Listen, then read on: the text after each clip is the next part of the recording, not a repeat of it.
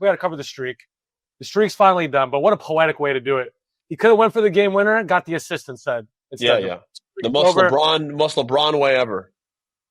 That's the best. That's the best way to do it. I looked up the Yeah. last time he had single digits in an NBA game.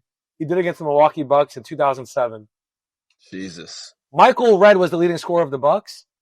Eric Snow played 39 minutes for the Sixers, for the Cavs, for the LeBron. Eric Snow. That's the last time he had single digits, bro. That's the second Eric Snow reference in this podcast. Ruben Patterson came off the bench for the Bucks. Jeez. I was like, this is crazy. Well, for one, what a run by LeBron. And then even that moment where he could have been greedy and forced it, he's trying to win the game, which goes back into like how ludicrous it was for people to question his ability to change his game and fit in because Reeves and Luka are rolling. He's done just that. And even last night, they didn't. Reeves isn't having one of those big games. LeBron had something going. He closes the game. It just shows his ability, his greatness. Still just continues. The story just continues to be written. Yeah, got to give him that respect. Lakers are rolling. That was a movie. As you saw Ayton talk about, he's like, man, I was just watching a movie, man. He's like, that stuff is happening. I'm just like, yeah, this guy's 40-something years old and just closing out games. I'm like, this shit's not even real. Like the crowd, the way people react to him scoring now means more due to his age. Like when he does it, you're just more like even more than all. Like when he's 27 years old dominating, you're like, you're supposed to do that. You're LeBron James, the greatest player in the world. You get paid all this money, you get all this hype. I expect you to come here and dominate. People get used to brilliance. People get used to someone dominating to where you normalize it. There's like a normacy to being great. If Shea doesn't have 30, it's a bad game. No, it's not. 28's a good game. But you're used to having 30, so you've normalized it that that's the only thing that's good. So LeBron's greatness, he's built his own pressure for himself because of how good he is.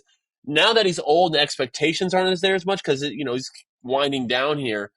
When he does it, you're able to appreciate it more. Like, wow, you know what I mean? Like it took him to be 40-something years old for people to be like, that's impressive. When everything he's done his entire career has been impressive, but it's even more impressive now because he's like, bro, I'm 30-something years old. I'm calling games. This man is 40, and he's closing games still. It's just insane.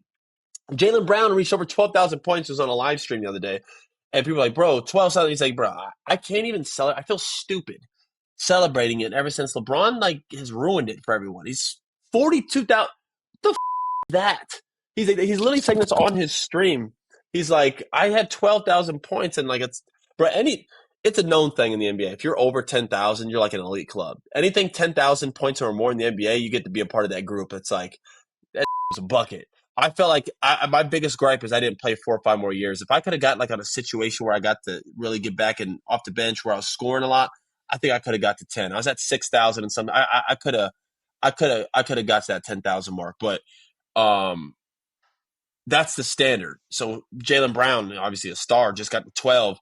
This guy's at 42,000. LeBron James, man, like it's just or whatever it is. It's just unbelievable what he's doing, and that Sixers game was a lot of fun.